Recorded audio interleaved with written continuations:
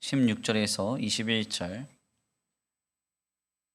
제가 가진 신약성경 152페이지입니다. 신약성경 152페이지, 요한복음서 6장 16절에서 21절입니다. 함께 다 같이 봉독해 올려드립니다. 저물매 제자들이 바다에 내려가서 배를 타고 바다를 건너 가버나움으로 가는데 이미 어두웠고 예수는 아직 그들에게 오시지 아니하셨더니 큰 바람이 불어 파도가 일어나더라. 제자들이 노를 저어 시별이쯤 가다가 예수께서 바다 위로 걸어 배에 가까이 오심을 보고 두려워하거늘 이르시되 내니 두려워하지 말라 하신대 이에 기뻐서 배로 영접하니 배는 곧 그들이 가려던 땅에 이르렀더라. 아멘. 할렐루야. 아멘. 할렐루야. 아멘. 오늘도 하나님의 예비하신 귀한 은혜가 있는 줄 믿습니다. 귀한 시간 하나님의 은혜로 새롭게 되시고 하나님의 귀한 말씀 가운데 힘을 얻고 변화받는 귀한 시간 되시길 간절히 축원합니다. 다 같이 믿음으로 선포하겠습니다. 다 잘 되고 있습니다. 하나님이 하십니다. 시작. 다 잘 되고 있습니다. 하나님이 하십니다. 아멘. 다시 한번 믿음으로 선포합니다. 믿는 자는 두렵지 않습니다. 단순히 믿는다면 승리합니다. 시작. 믿는 자는 두렵지 않습니다. 단순히 믿는다면 승리합니다. 아멘. 오늘도 귀한 믿음으로 예배 가운데 나오신 우리 성도들 모두에게 주님의 풍성한 은혜와 사랑이 더하여 지시길 간절히 축원합니다. 오늘은 귀한 시간 귀한 말씀을 통하여서 고난은 단순하고도 미련한 믿음으로 극복할 수 있다. 고난은 단순하고도 미련한 믿음으로 극복할 수 있다라는 제목으로 하나님의 귀한 말씀을 함께 나누고자 합니다. 바야흐로 우리는 지금 불확실성의 시대를 살아가고 있다고 할 수 있겠습니다. 코로나로 인해서 그 누구도 경험해 보지 못한 시대를 2년 가까이 지금 살아내고 있고, 지금 앞으로의 시대가 어떻게 될지, 어떤 시대가 또 우리를 더욱 엄혹하게 할지 그 누구도 예단하거나 예측하기 어려운 시대를 지금 우리는 살아내고 있습니다.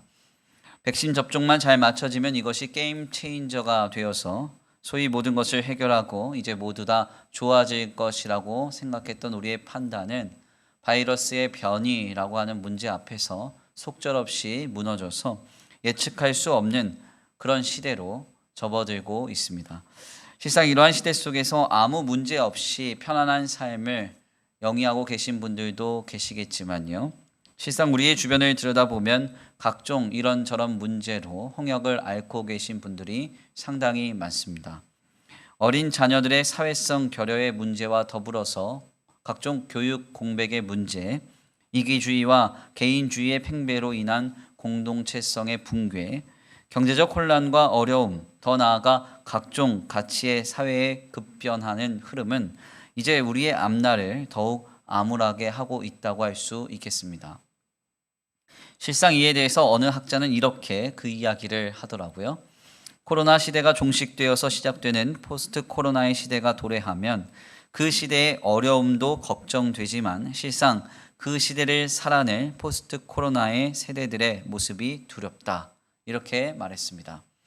그러니까 앞으로 도래할 포스트 코로나의 시대도 문제이지만 코로나의 시대를 겪은 뒤에 나타날 코로나 시대의 키즈들, 즉 시대의 그 세대들이 두려운 모습으로 사회 면면에 많은 불안과 문제를 일으킬 수 있다는 사실을 이 사회학자는 지적하고 있는 것입니다. 이렇게 코로나의 문제는 우리의 시대적 상황에 지대한 영향을 미쳤고 또한 미치고 있습니다. 그리고 우리의 시대도 또한 우리 자신도 너무나 많이 변화시키고 있다고 할 수 있겠습니다. 그러다 보니 우리는 이러한 혼란스러움 속에서 불안하고 두려움 가운데 많은 문제를 인식하곤 합니다. 그리고 우리 주변에서는 여기서도 저기서도 각종 불안과 어려움의 문제를 말하죠. 각종 미디어 매체와 또한 보도되는 매스컴에서는 우리의 두려움을 가중시키고 있습니다. 그래서 오죽하면 어느 라디오의 공익 광고를 좀 듣다 보니까 이러한 현대들의 정서적인 문제가 심화되고 있기 때문에 잠시 뉴스를 끊으라고 권고하고 있기까지도 합니다.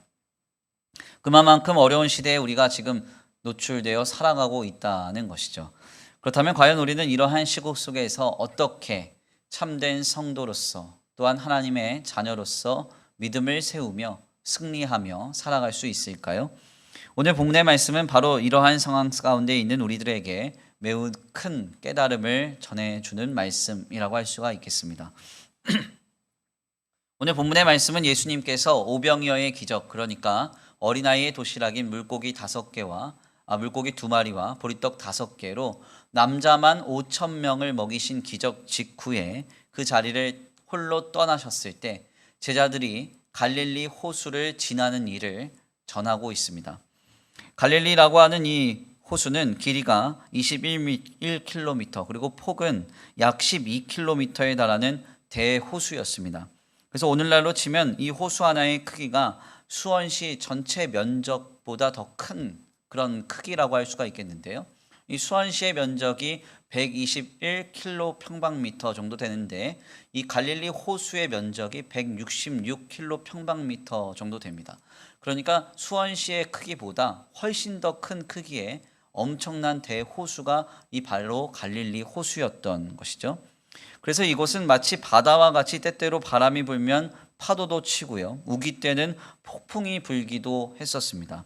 결국 지중해를 경험해 보지 못했던 성경의 기자인 마태나 마가 혹은 요한과 같은 경우에는 이 갈릴리 호수가 바다인 줄 알고 성경을 기록할 때 호수가 아니라 바다로 적었습니다. 실상 대부분의 사람들이 명칭했던 바였기 때문이죠. 사실 예수님이 바다를 걸으셨다는 것과 호수를 걸으셨다는 것, 즉 무리를 걸어서 제자들에게 찾아오셨다는 그 메시지에 있어서는 바다이든 호수이든 큰 문제가 없기 때문에 메시지에는 전혀 영향이 없기 때문에 이것을 중요한 논쟁으로 삼지 않는데요. 아무튼 성경에 따르면 본래는 지리적으로 호수였던 이 갈릴리 바다를 예수님이 제자들이 건너고 있을 때 큰 바람이 불어서 파도가 일어나는 현장 속에 그들을 찾아오셨다고 말하고 있습니다. 오늘 본문 말씀 18절에서 19절입니다. 함께 다 같이 봉독해 올려드립니다. 함께 봉독합니다. 시작. 큰 바람이 불어 파도가 일어나더라. 제자들이 노를 저어 10여리쯤 가다가 예수께서 바다 위로 걸어 배에 가까이 오심을 보고 두려워하거늘. 아멘. 오늘 본문 말씀 18절과 19절 말씀을 보니까요, 매우 분명하게 이 제자들이 갈릴리 호수를 지나고 노를 저어서 가고 있을 때 갑자기 큰 바람이 불어서 파도가 일어났다. 바로 그때 주님이 물 위를 걸어서 제자들에게 찾아오셨다. 성경이 말하고 있습니다. 여기서 굉장히 인상적인 것은 예수님이 제자들에게 찾아오셔서 물 위를 걸어 그 제자들의 배에 탑승하시면서 처음 하신 말씀 때문인데요. 오늘 본 말씀 20절입니다. 무엇이라고 말씀합니까? 20절. 이르시되 내니 두려워하지 말라 하신대. 뭐라고 말씀하십니까? 배에 물 위를 걸어 탑승하신 예수님께서 제자들에게 처음 하신 말씀은 두려워하지 말라 였습니다. 여기서 제자들이 두려워한 것은 다름 아닌 예수님 자신이었어요. 사실 이것은 제자들의 입장에서는 너무나 당연한 이야기였습니다. 오늘 본문 말씀을 다루고 있는 다른 복음서인 마태복음 14장과 마가복음 6장에 따르면 제자들이 탄 배가 갈릴리 호수를 지날 때에 그들은 큰 바람을 만나게 되어서 공경에 처해지게 되었는데요. 마태복음서 14장 24절입니다. 함께 읽어볼까요? 시작. 배가 이미 육지에서 술이나 떠나서 바람이 거스름으로 물결로 말미암아 고난을 당하더라. 아멘. 본문의 내용을 담고 있는 또 다른 복음서인 마태복음서에 따르면 본문에서 제자들은 지금 물결로 인해서 고난을 당했다. 성경에서 그렇게 말합니다. 바로 이 고난 속에서 주님은 이들을 돕고자 무리를 걸어서 제자들에게 오신 것이죠. 특별히 마태복음서 14장 25절 말씀에 따르면 예수님께서 오신 그 시각은 밤 4경쯤이라고 하는데요. 오늘 우리의 시각으로 하자면 새벽 3시에서 6시 사이경쯤 됩니다. 그러니까 가장 호수의 지리적 상황 속에서는 가장 어두운 시기, 아무런 햇빛도 없고 칠흑같이 어두운 그 호수를 주님이 걸어서 풍랑 속에 오신 것이죠. 당연히 제자들은 큰 바람 속에 그 흑빛과 같은 그 상황을 뚫고 오시는 예수님을 보고 오해할 수밖에 없었을 것입니다. 결국 주님은 이들을 향해서 난이 두려워하지 말라 안심하라 말씀하시면서 그 배에 탑승하십니다. 마태복음서 14장 26절에서 27절인데요. 우리 함께 다 같이 봉독해 올려드립니다. 함께 봉독합니다. 시작. 제자들이 그가 바다 위로 걸어오심을 보고 놀라 유령이라 하며 무서워하여 소리 지르거늘 예수께서 즉시 이르시되 안심하라 나니 두려워하지 말라. 아멘. 결국 마태복음서에 따르면 이 일 즉시 용기를 얻은 베드로가 자신도 무리를 걸어보겠다고 하고 예수님을 보고 무리를 좀 걷다가 큰 바람이 부니까 그 바람을 보고 믿음이 약해져서 물에 빠지는 장면이 우리에게 또다시 전해지기도 합니다. 실상 예수님께서 갈릴리 호수를 지나는 제자들을 밤 사경, 그러니까 가장 어두운 그 시간에 비바람을 뚫고 찾아오신 이유는 매우 단순했습니다. 그들을 돕고자 하셨기 때문이죠. 그러나 여기서 한 가지 좀 의아한 점은 제자들은 이렇게 무리를 걸어서 그 폭풍우를 뚫고 칠흑 같은 바다를 지나 걸어오신 예수님을 오해하고 두려워했다는 것입니다. 주님은 그 상황 속에서 제자들을 안심시키시고 배에 오르셨고 결국 풍랑이 잠잠해지자 이것을 본 많은 사람들이 예수님은 진정 하나님의 아들이시구나 하고선 인정하는 일이 전해지는데요. 마태복음서 14장 33절입니다. 제가 읽어드리겠습니다. 배에 있는 사람들이 예수께 절하여 이르되 진실로 하나님의 아들이로소이다 하더라. 아멘입니까? 그러니까 주님께서 풍랑 속에 고통당하고 있는 제자들을 돕기 위해 무리를 걸으셔서 제자들을 만나셨고 제자들이 탄 그 배에 주님이 올랐을 때 풍랑이 그쳤습니다. 그 일로 인해서 많은 사람들은 예수님이 진정한 그리스도 즉 하나님의 아들이시구나 라고 이렇게 고백하게 되었던 것이죠. 우리는 일련의 이 사건 속에서 몇 가지 알레고리적인 해석을 갖고 그곳에서 바로 신앙의 귀한 교훈을 얻게 됩니다. 크게는 세 가지의 알레고리 해석을 우리가 추론할 수가 있는데요. 먼저는 이 제자들의 관점에서의 해석입니다. 제자들은 예수님 없이 배를 타고 거대한 호수를 지나려고 했습니다. 그러나 출발한 지 얼마 되지 않아서 풍랑을 만났다는 것이죠. 여기서 무엇을 깨닫게 됩니까? 예수님이 계시지 않는 배는 항상 풍랑을 만나기 마련이라는 겁니다. 우리가 인생이라는 것을 인생의 거대한 바다를 지나는 항해로서 우리의 삶을 이해할 때 그 인생의 배에 예수님이 계시지 않으면 우리는 풍랑을 만날 수 있다는 사실을 깨닫는 것이죠.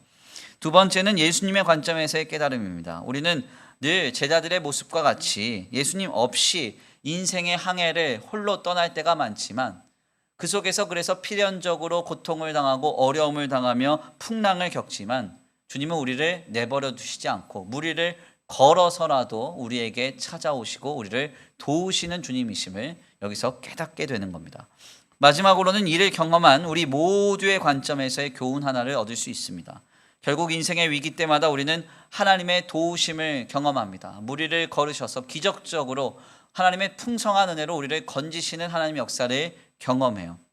이 하나님으로 인해서 우리는 결국 우리의 구원자 되신 주님을 인정하고 고백하며 의지하게 된다는 귀한 교훈을 얻게 되는 것이죠. 이러한 해석은 실상 신앙생활을 오래 하신 분들에게 누구나 다 한 번쯤은 들어보셨을 만한 해석이고 그러한 적용점이요 내용일 것입니다. 사실 이러한 성경의 해석은 가장 전통적이고 늘 들어보았던 신앙의 해석이라 할지라도 이것이 가장 건전하고 바른 해석일 가능성이 높은데요. 바르고 건전한 해석이기 때문에 이 교회사의 현장 속에서 반복적으로 병행적으로 해석이 되는 것이죠. 그러니 우리도 이와 같이 본문의 말씀을 마음에 품고 적용할 필요가 있습니다. 먼저는 제자들의 관점에서 우리도 인생이라는 거대한 바다를 지나는 항해를 떠날 때 나 홀로 갈 것이 아니라 나 홀로 씨름할 것이 아니라 누구와 함께 그 배를 타야 된다. 예수님이 함께 그 배에 타서 주님과 함께 이 인생을 살아내야 된다. 그래서 우리의 삶의 배의 자리를 한번 돌아보고 지금 내 인생의 배에는 주님이 타고 계신가를 한번 점검해 보아야 한다는 것이죠. 또한 두 번째로는 우리가 인생의 파도를 만나 어렵고 힘들어하며 힘겨워하는 싸움을 하고 있을 때 우리 하나님은 무리를 걸어서라도 우리에게 찾아오시길 원하시는 주님이심을 다시 한번 믿고 바라는 귀한 교훈을 얻게 됩니다. 마지막으로 세 번째는 이 모든 도우심과 은혜를 경험한 우리는 이제 우리의 그리스도 되신 예수님 없이는 우리가 인생을 살아갈 수 없음을 고백하고 오직 주님만을 신뢰하며 의지하며 신앙할 것을 결단해야 하는 것이죠. 바로 이것이 오늘 본문 말씀에 우리가 많이 들어왔던 일반적인 알레고리적 해석, 즉 비유의 해석을 통해서 깨닫게 되는 거룩한 교훈이라고 할 수 있겠습니다. 그런데 우리는 여기서 조금 더 한 걸음 더 나아가 아주 작은 마이너리티 리포트, 그러니까 소위 이 소수 의견을 좀 붙들어서 거기로부터 신앙의 귀한 인사이트를 하나 얻어보려고 합니다. 그 인사이트의 시작은 이렇게 질문됩니다. 그 질문이 이와 같아요. 제가 한번 읽어드릴게요. 왜 제자들은 자신을 돕기 위해 무리를 걸어 찾아오신 예수님을 두려워하였는가? 왜 제자들은 자신을 돕기 위해 무리를 걸어 찾아오신 예수님을 두려워하였는가 하는 것입니다. 이것은 가만 좀 생각해 볼 만한 문제입니다. 예수님은 분명 제자들을 위해서 밤 사경에, 그러니까 너무너무 껌껌하고 깜깜한 그 바닷가의 현장을 걸어서 내달려 오셨습니다. 가만 한번 생각을 해보세요. 배를 타고 노를 저어서 그 물결의 흐름에 관성을 받아서 그 호수를 지나는 것이 빠르겠어요? 아니면 그 물길을 걸어서 오시는 게 빠르겠습니까? 말할 것도 없죠. 배를 타고 노를 저어서 물결의 관성을 힘입어서 이 배를 타고 지나는 것이 훨씬 더 쉽죠. 그런데 우리 주님은 깜깜한 바다를, 그 깜깜한 그 갈릴리 호수를, 그것도 비바람을 뚫고 물 위를 걸어서 오늘 성경 말씀에 따르면 10여리나 걸어오셨대요. 적어도 4km 이상, 즉 성인 걸음으로 1시간 이상을 걸어서 제자들에게 찾아오신 것입니다. 이것이 과연 쉬운 일인가? 결코 쉽지 않은 일이죠. 사실 저는 깜깜한 바다를 경험했던 적이 있습니다. 뭐 깜깜한 바다 이러면 경험했던 분들이 얼마나 계실지 모르겠어요. 도시에서는 이 소위 이제 밤이 돼도 소위 도시 불빛이라 그래서 뭐 아파트로부터 상가로부터 각종 가로수로부터 불빛이 쏟아지기 때문에 밤이 돼도 그렇게 어두운 걸 잘 몰라요. 그런데 밤에 밤바다 낚시를 하시는 분들이나 이런 분들 보면은 이 깜깜한 바다는 아무것도 보이지 않습니다. 그냥 칠흑 같은 어둠. 그게 뭔지를 이제 보는 거죠. 한치 눈앞이 보이질 않아요. 제가 어린 시절 초등학교 3학년 때 경험했던 일인데요. 여러 번 강단에서 한번 말씀드렸던 이야기입니다. 외갓집 이제 시골에서 우리 외가 친척들의 모임이 있었어요. 그러니까 우리 외갓집 시골집이 어디 있는가 하냐면 이제 그 완도라는 섬 옆에 조그마한 충도라는 섬이거든요. 거기서 이제 온 외갓집 식구들이 다 모이는 행사였습니다. 그래서 전라남도 녹동이라는 곳에서 한밤중에 차를 내려서 이 충도로 배를 타고 이제 이동을 하는 겁니다. 꽤 오래 가야 돼요. 근데 참 그때 이제 저희 큰 외삼촌이 소위 이제 쌩쌩이라고 불리는 빠른 배를 2대를 가지고 오셨습니다. 그래서 원래 그 배에는 이제 2명 이상 타면 안 돼요. 워낙 작은 배이기 때문에. 근데 우리 온 식구들이 한 20명 이상 모였기 때문에 한 배에 한 10명씩 타고 그 배를 타고 이제 가는 겁니다. 그때 이제 밤바다를 경험했어요. 밤바다. 밤바다가 어떠냐? 앞이 안 보입니다. 아무것도 안 보여요. 그냥 새카매요. 새카매. 그러니까 눈앞이 아예 보이지도 않습니다. 예, 그러다가 이제 조금 가다가 이제 사고가 났죠. 그래서 고기잡이 배를 이제 음주운전하고 있는 배에 부딪혀가지고 저희가 정말 큰일 날 뻔했어요. 원래 그 쌩쌩이라는 배는 앞이 이렇게 들려가지고 보트로 쭉 나가는 배라서 부딪히면 바로 뒤집히거든요. 근데 저희가 그때 지금도 생각하면 아찔한 게 구명조끼 한 명도 안 입었어요. 그냥 입고 그냥 그런 것도 없고 그냥 그 배에 타 있었던 거죠. 그래서 원래는 그 뒤집어져야 되는데 사람이 너무 많이 타서 뒤집어지지 않고 그냥 부딪혔습니다. 제가 그때 부딪히고 나서 저희 큰 외삼촌이 바다를 향해서 엄청 크게 소리 질렀던 것을 아직도 기억해요. 뭐라고 말씀하셨냐면 바다에 빠진 사람 없냐 말면서 막 소리 질렀거든요. 그때 제가 경험했던 바다, 깜깜한 바다, 그 어두운 바다. 그런데 더 나아가서 풍랑이 불고 있어요. 그 칠흑 같은 바다, 풍랑이 일어난 바다를 주님이 걸어서 제자들에게 찾아오신 것입니다. 왜 이렇게 찾아오셨느냐? 큰 풍랑이 일어나 고난 가운데 있는 제자들을 도우시기 위해서 주님 오셨어요. 그런데 이 제자들은 어떻게 주님을 맞이했습니까? 너무나도 아이러니하게도 제자들은 자신들을 향하여 단걸음에 내달려 오신 예수님을 두려워했다는 거예요. 다른 복음서에 보니까 제자들이 예수님을 유령으로 착각했대요. 여기서 두려워하다라는 말의 원어인 헬라어 푸오베오라는 말을 보니까 공포스러움을 뜻하는 말인데요. 경악했다는 의미입니다.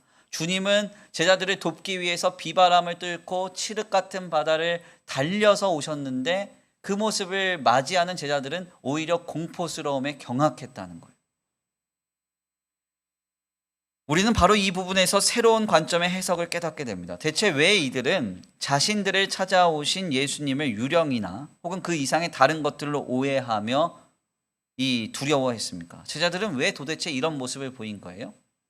우리는 그 원인을 크게 세 가지로 정리할 수 있습니다. 첫 번째는 그들은 노를 젓는 데만 몰입하고 있었기 때문이에요. 두 번째는 풍랑과 바람만 보고 있었기 때문입니다. 더 나아가 세 번째는 마가복음서의 입장에서 말씀처럼 그들의 마음이 둔하여졌기 때문이에요. 먼저는 갈릴리 바다에서 풍랑을 만나 노를 젓는 데만 몰입하고 있었던 제자들의 모습을 통해서 우리는 매우 분명한 한 가지를 깨닫게 됩니다. 지금 제자들은 자신들이 처한 문제를 자신들이 해결할 수 있다고 믿고 자신들이 해결해야 한다고 믿고 있습니다. 그렇기 때문에 주님이 도우러 오셨을 때 자신들의 문제 속에서 자신을 도우러 오시는 주님에 대해서 예상을 전혀 하지 못하고 있었던 거예요. 그러다 보니 주님을 유령으로 오해하고 두려워했다는 사실을 우리가 여기서 확인하게 되는 것이죠. 우리가 오늘 본문 말씀을 접하면서 한 가지 파악하지 못하는 의미가 있습니다. 우리가 읽는 성경은 한국어 성경이기 때문에 여기에 담겨진 의미가 정확하게 담겨 있지 않을 때가 있어요. 조금 더 깊이 그래서 원어적으로 좀 살펴보면요. 오늘 본문 말씀에서 갈릴리 호수에 배를 띄워서 제자들을 건너편, 즉 가버나움으로 가게 하신 분이 있음을 우리가 확인할 수 있습니다. 오늘 본문 말씀 17절 말씀인데요. 요한복음서 6장 17절 말씀입니다. 한번 다 같이 다시 한번 읽어볼까요? 오늘 본문 말씀 요한복음서 6장 17절 함께 봉독합니다. 시작. 배를 타고 바다를 건너 가버나움으로 가는데 이미 어두웠고 예수는 아직 그들에게 오시지 아니하셨더니. 아멘. 오늘 본 말씀 17절 말씀 보면 배를 타고 바다를 건너 가버나움으로 가는데, 이 가는데라고 할 때 여기 가다라고 하는 의미의 엘코마이라고 하는 헬라어가 놀랍게도 능동형이 아니라 수동형으로 쓰여져 있음이 확인됩니다. 무슨 얘기인가 하냐면 제자들이 자기들 스스로 배를 타고 바다를 건너서 가버나움으로 간 게 아니라 누군가가 배를 타고 바다를 건너서 가버나움으로 가게 했다는 거예요. 그래서 마태복음서 14장 22절 말씀 보면은 아예 이 부분에 대해서 예수님이 제자들을 재촉해서 갈릴리 호수 건너편으로 보내셨다라고 분명하게 기록되어 있습니다. 마태복음서 14장 22절이에요. 제가 한번 읽어보겠습니다. 예수께서 즉시 제자들을 재촉하사 자기가 무리를 보내는 동안에 배를 타고 앞서 건너편으로 가게 하시고. 아멘. 그러니까 여기서 중요한 한 가지 전제가 있죠. 그것이 무엇입니까? 지금 제자들이 이 갈릴리 호수를 지나서 건너편 가버나움으로 갈 때 그 길은 제자들이 스스로 결단하고 스스로 판단하고 스스로 노력해서 가려고 한 게 아니라 누가 지금 갈릴리 호수에 배 띄워서 제자들을 보낸 거예요?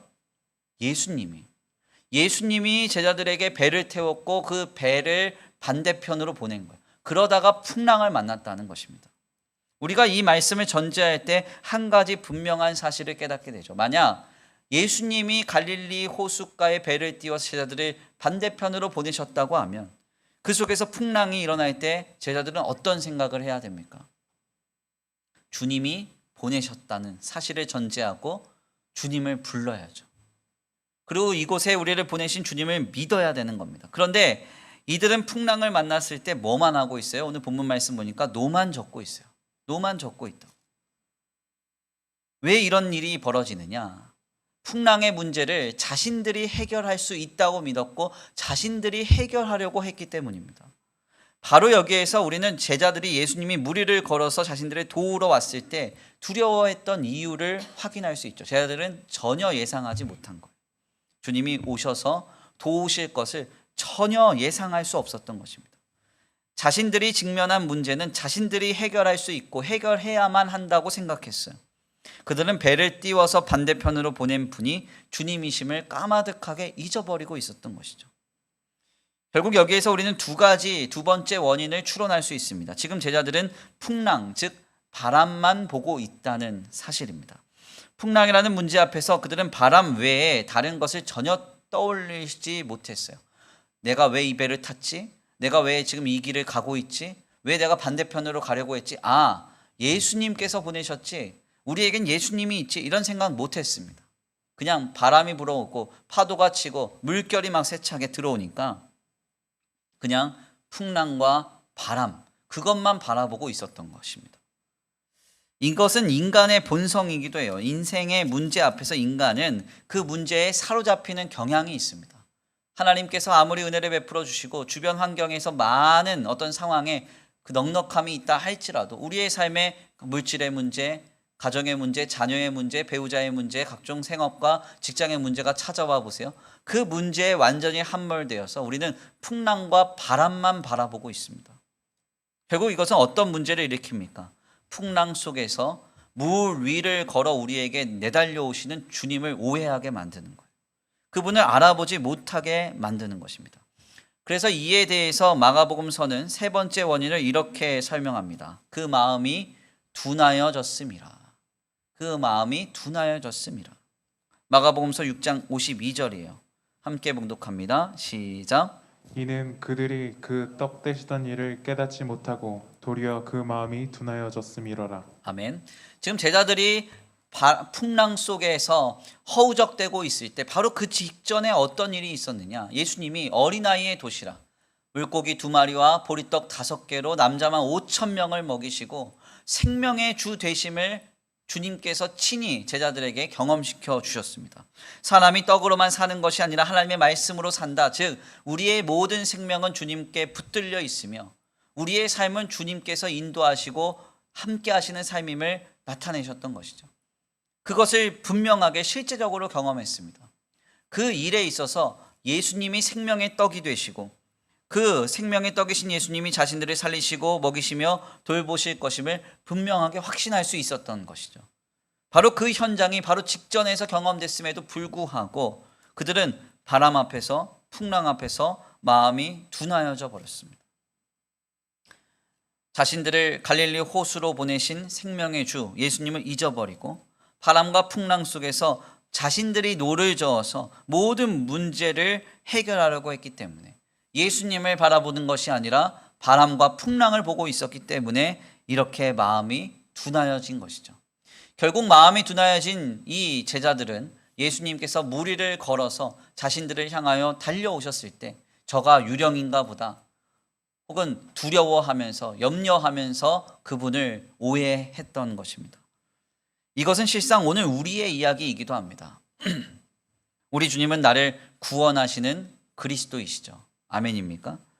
그분은 우리의 삶의 모든 문제 가운데 우리를 도우시기 위해 내달려 오시는 주님이십니다. 그래서 그리스도라는 말은 우리의 과거의 문제, 현재의 문제, 미래의 모든 문제의 문제 해결자이고 주님께서 우리를 일으켜 세워 결국 하나님의 영원한 구원 안에서 놀라운 은혜를 누리게 하실 것이라고 하는 그 약속이 우리에게 지금 아름답게 전해지는 것 아니겠습니까?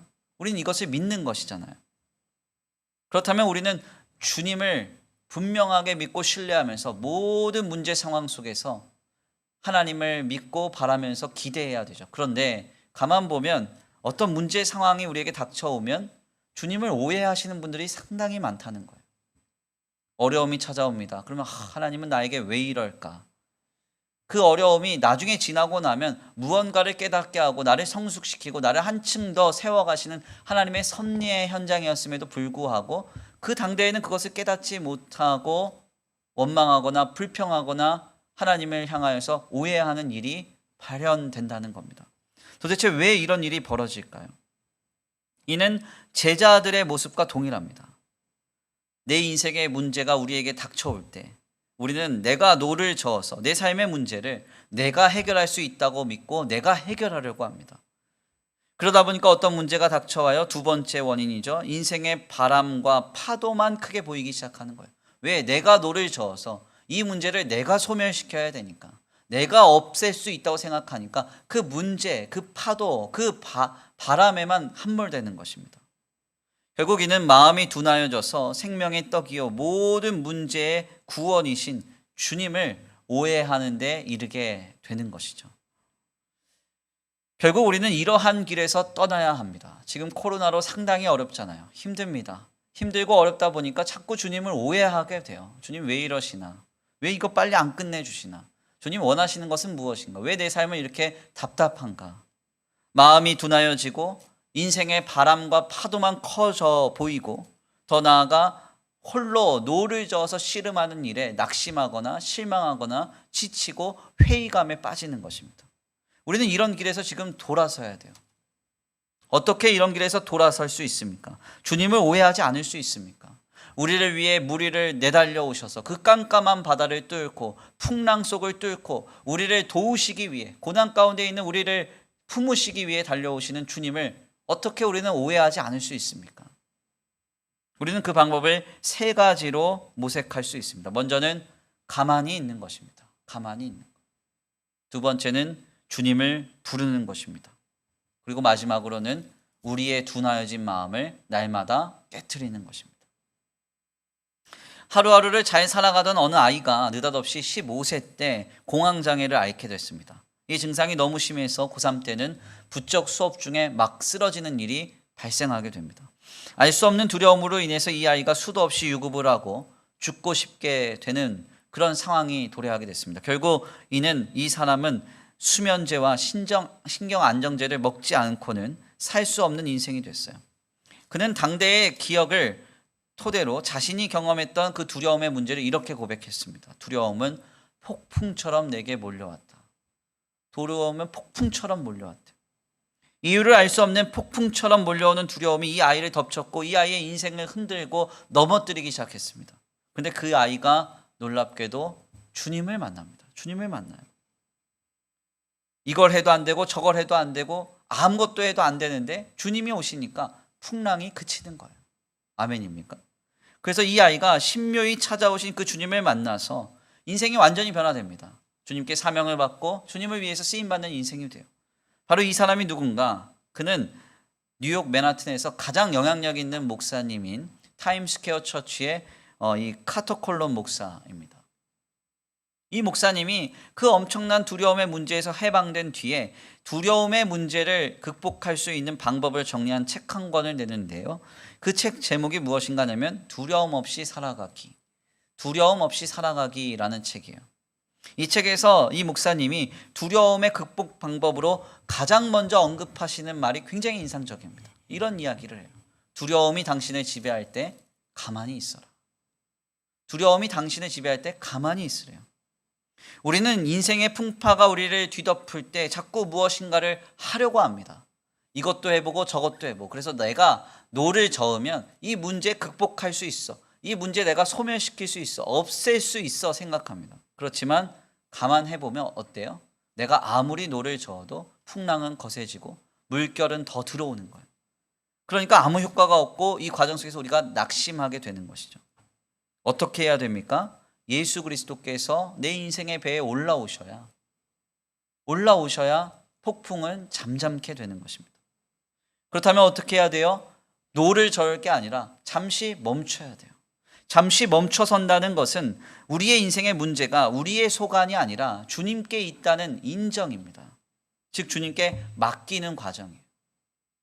앞에는 홍해고 뒤에는 애국 군대가 쫓아오는 상황 속에서 두려워하는 이스라엘 백성들에게 모세가 뭐라고 선포합니까? 출애굽기서 14장 13절이에요. 모세가 백성에게 이르되 너희는 두려워하지 말고 가만히 서서 여호와께서 오늘 너희를 위하여 행하시는 구원을 보라. 너희가 오늘 본 애굽 사람을 영원히 다시 보지 아니하리라. 아멘입니까? 모세가 뭐라고 말해요? 두려워하지 말고 가만히 서서 하나님의 구원을 보라. 두려워하지 말고 가만히 서서 하나님의 구원을 보라.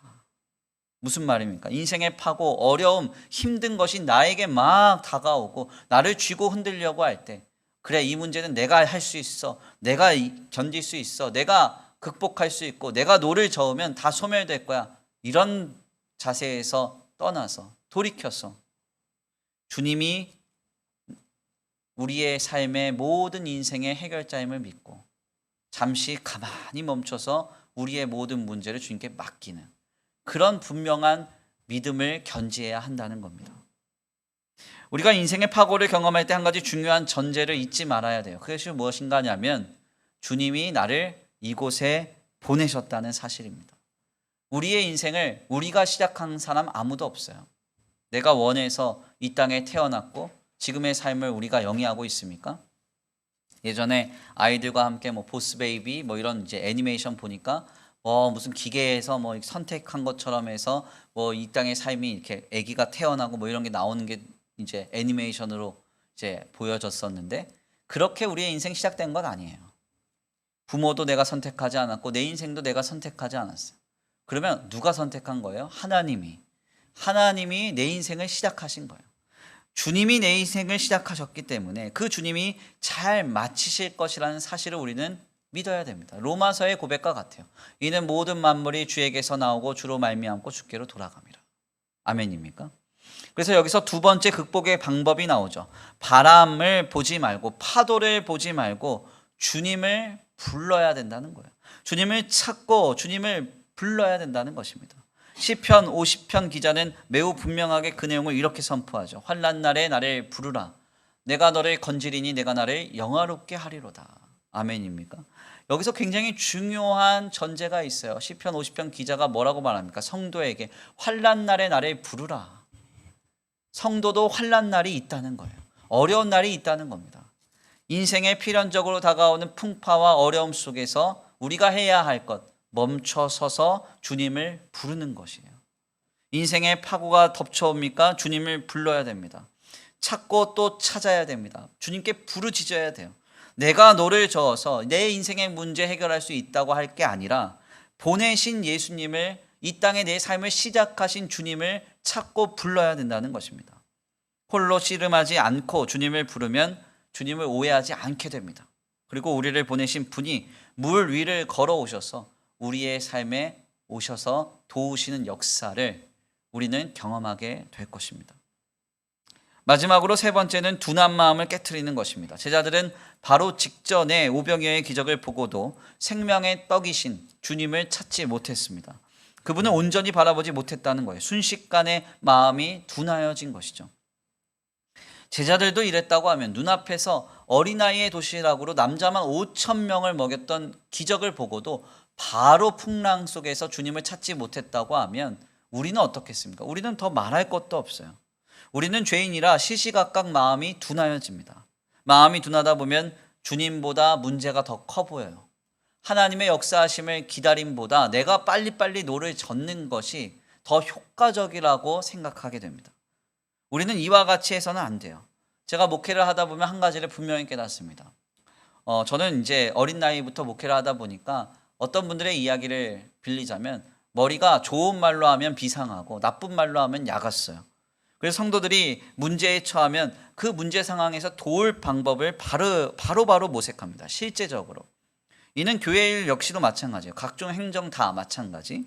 그래서 어떻게 저렇게 뭔가 상황이 벌어지면 실제적으로 무엇을 할 것인가, 실제적으로 도움을 어떻게 줄 것인가, 이것만 늘 생각할 때가 많습니다. 그러나 이렇게 제가 목회를 할 때마다 깨닫는 한 가지가 있어요. 그게 무엇인가? 하나님을 찾기보다 내가 노를 저으면 될 일도 안 되고 결과도 좋지 않다는 것입니다.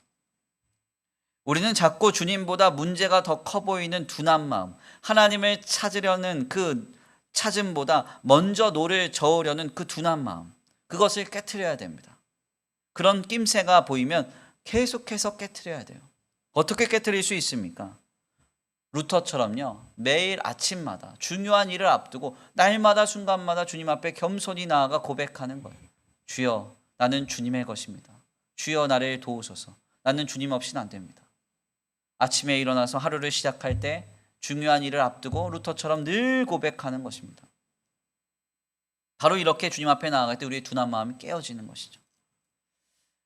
우리는 오늘 본문의 말씀을 통해서 우리에게 말씀하시는 주님의 음성을 듣습니다. 주님 오늘 이 풍랑 속에 있는 제자들에게 찾아오시는 이 예수님의 모습을 우리에게 전하시면서 우리에게 이렇게 강하게 질문하고 계세요. 나는 너를 돕기 위하여 늘 내달려오는 하나님이다. 그런데 왜 너는 나를 오해하느냐?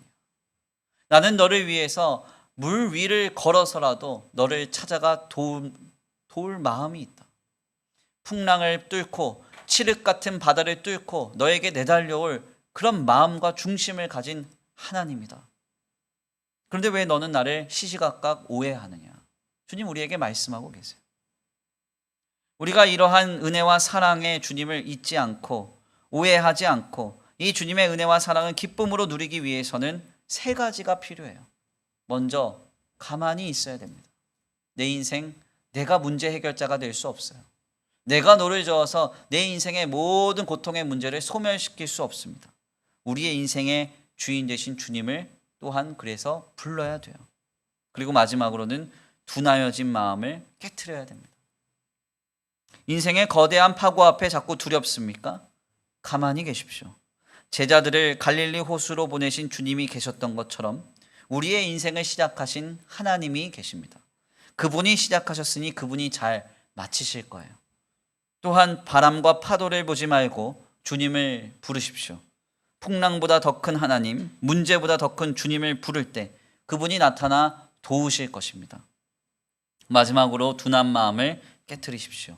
하나님보다 문제가 더 커 보이는 마음, 주님의 역사를 기다림보다 내가 노를 젓는 것이 더 실제적으로 낫다고 하는 그런 둔한 마음, 그것을 뒤로 하고 나는 주님의 것입니다. 주여 나를 도우소서. 나는 주님 없이는 안 됩니다.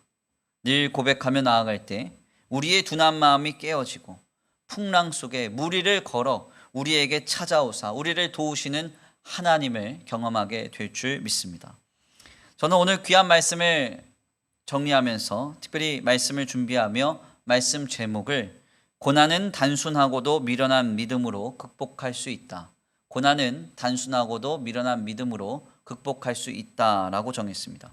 제목을 정하면서 조금 고심하긴 했어요. 단순한 믿음은 좀 괜찮은데 미련한 믿음이라는 표현이 좀 마음에 걸렸습니다. 그럼에도 불구하고 그냥 최종안으로 그냥 정했어요. 고난은 단순하고도 미련한 믿음으로 극복할 수 있다. 본래 이 문구는 용기에 대한 명언으로 두려움은 단순하고도 멍청한 용기로 극복할 수 있다라는 말을 보고 나서 성경을 깊이 숙고하다가 이 내용을 조금 제가 바꾼 것입니다. 두려움은 고난으로, 멍청함은 미련함으로, 용기는 믿음으로 바꿨어요. 그래서 고난은 단순하고도 미련한 믿음으로 극복할 수 있다. 이렇게 정했습니다. 왜 이 제목을 정하였는가? 가만 생각해 보면 그렇습니다. 인생의 문제 앞에서 하나님을 믿고 가만히 있는 일은 세상이 보기에 단순하고도 미련한 일입니다.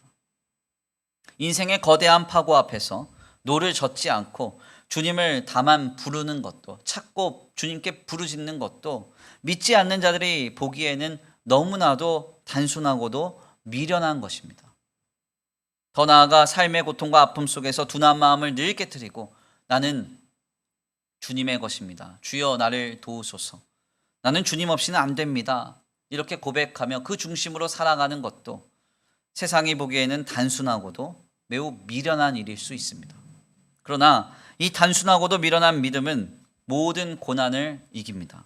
이길 뿐만 아니라 우리를 위해 물 위로 걸어 내달려 오시는 주님을 발견하게 합니다.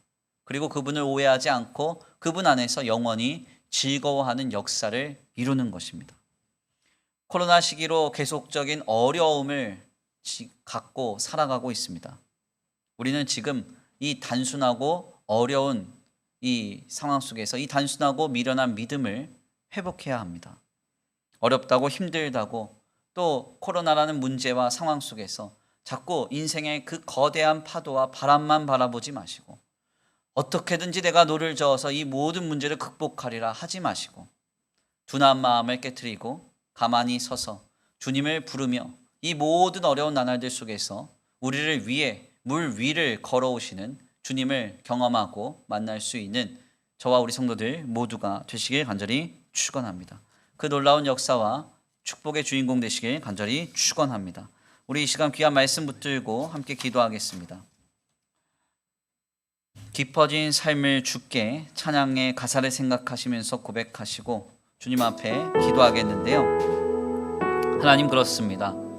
모두가 다 어렵다고 하는 이 시기 속에서, 어려움 속에서 우리 하나, 신앙 하나, 우리 가족 하나 지켜내고 버텨내기 어려운 이 상황 속에서 우리는 어떻게 이 고단한 나날들을 견뎌내고 승리할 것입니까? 내가 노를 저어서 모든 문제를 극복하리라 할 것입니까? 인생의 파도와 바람을 분석하며 그것에만 몰입하고 집중할 것입니까? 아닙니다. 가만히 서서 우리를 이 땅에 보내신 하나님을 생각하고 그분을 찾고 부르며 우리의 둔한 마음을 깨트리며 나아갈 때 물 위를 걸어 우리에게 찾아오사 도우시는 주님을 경험하게 될 줄 믿습니다. 이 시간 그 놀라운 역사를 기대하시면서 또한 우리의 신앙을 결단하시면서 주여 한번 부르시고 말씀 붙들고 기도하겠습니다.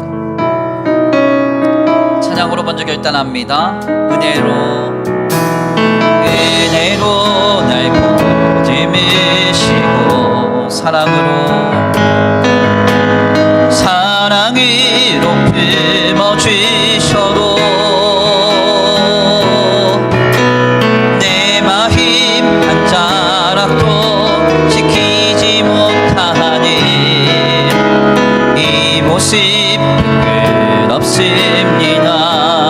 따스한 곁을 내어주신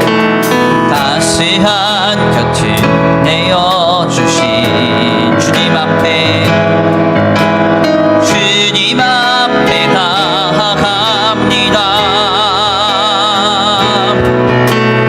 표현 못할 긍휼로 나를 붙드시는 주 이름만 바라보 다시 한번 고백합니다. 은혜로 날 보듬으시고 사랑으로 품어주셔도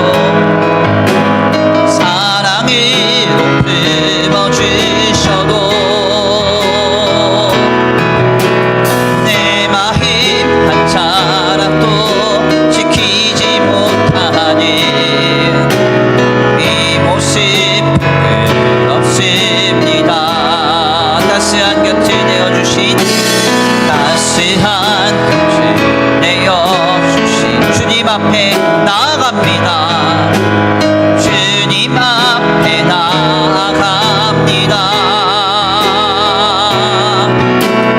표현 못할 긍휼로 나를 붙드시는 주 이름만 바라봅니다. 아멘 아멘. 내 마주한 슬픔을 견뎌 나가며 주 예수의 마음을 닮아가네. 두려운 걸음 마라 주가 동행하니 주 의지하며 오늘을 건네 주의 신실한 소망을 깊이 담으며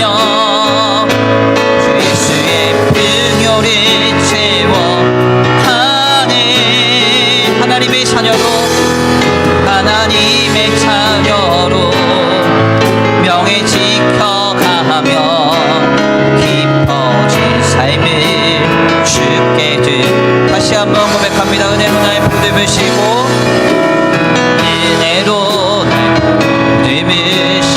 사랑으로 품어주셔도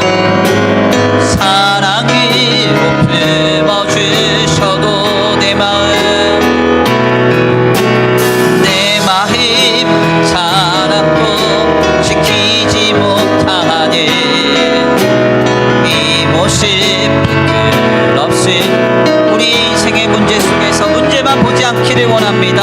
따스한 곁을 내어주신 주님 앞에 나아갑니다.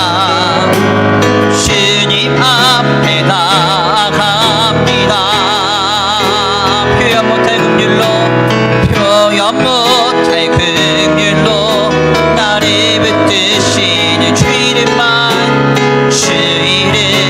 바라 뿌리를 걸어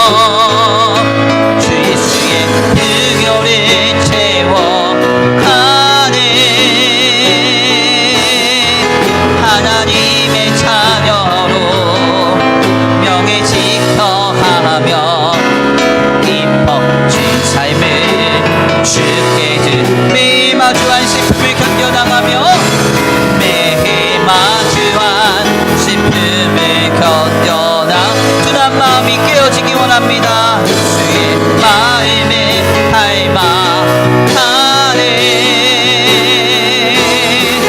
두려운 걸음마다 주가 동행하니 주지하며 오늘을 우리를 걸어 우리를 도우러 찾아오신 주님을 기대합니다.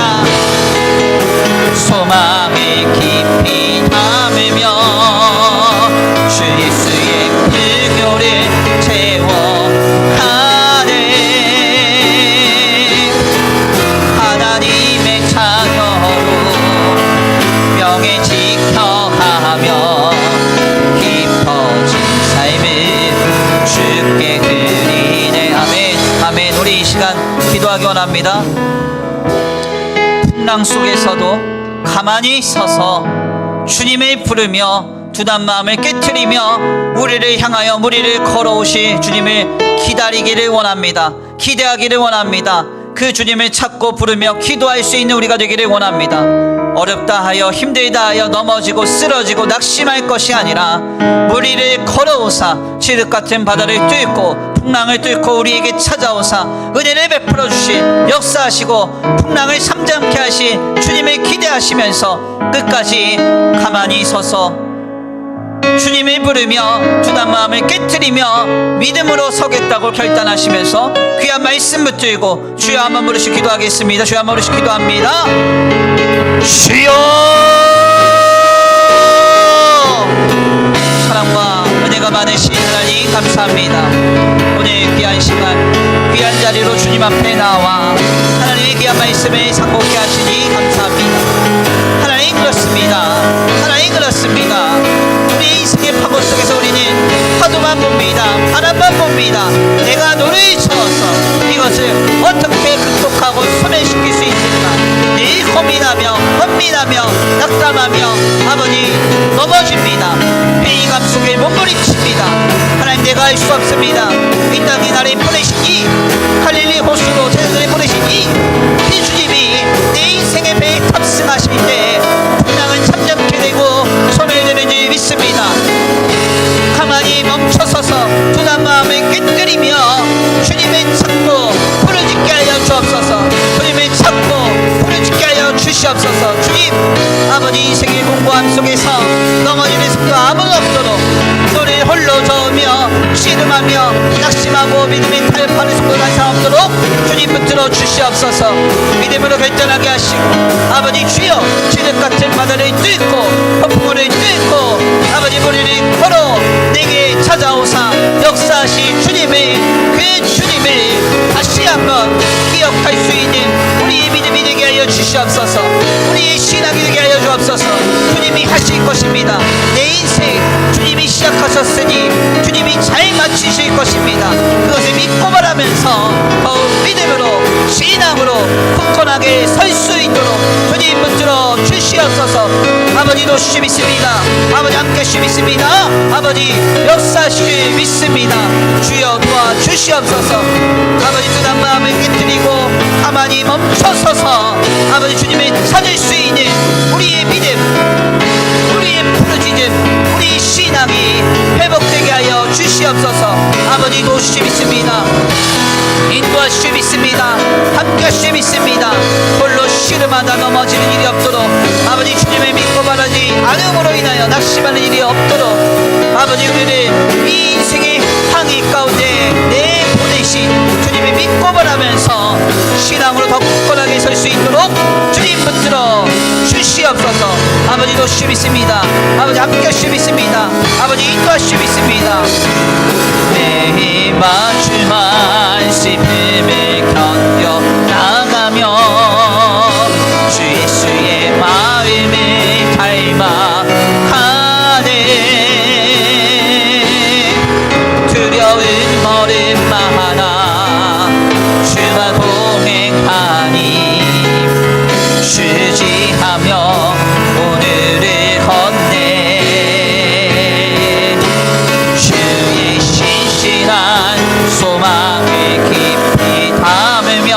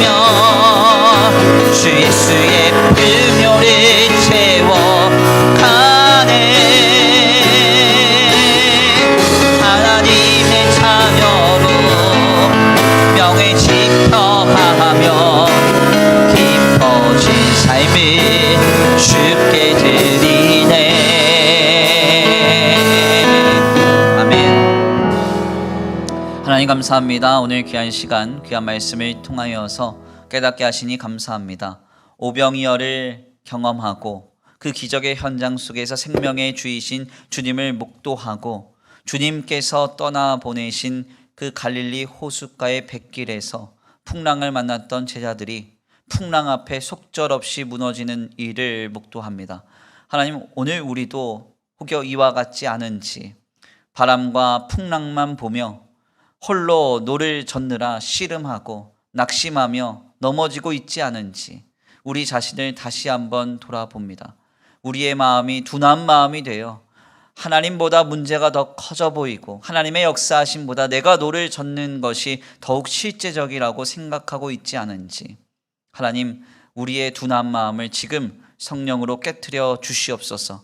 이제 성령으로 깨트려져서 둔한 마음이 깨어지고 가만히 서서 주님을 부르며 찾고 의지하면서 아버지 인생의 항해를 지나갈 수 있도록 주님 붙들어 주시옵시되 우리의 아버지 삶의 모든 어려움 속에서 비바람을 뚫고 칠흑 같은 바다를 뚫고 무리를 걸어 오시기까지 우리를 도우시고 우리에게 역사하시며 우리를 인도하실 주님이 계신다는 사실을 늘 믿음으로 바라면서 어떠한 상황 속에서도 넘어지지 않고 신앙으로 견고히 설 수 있는 우리의 믿음 되도록 주님 복내려 주시옵소서.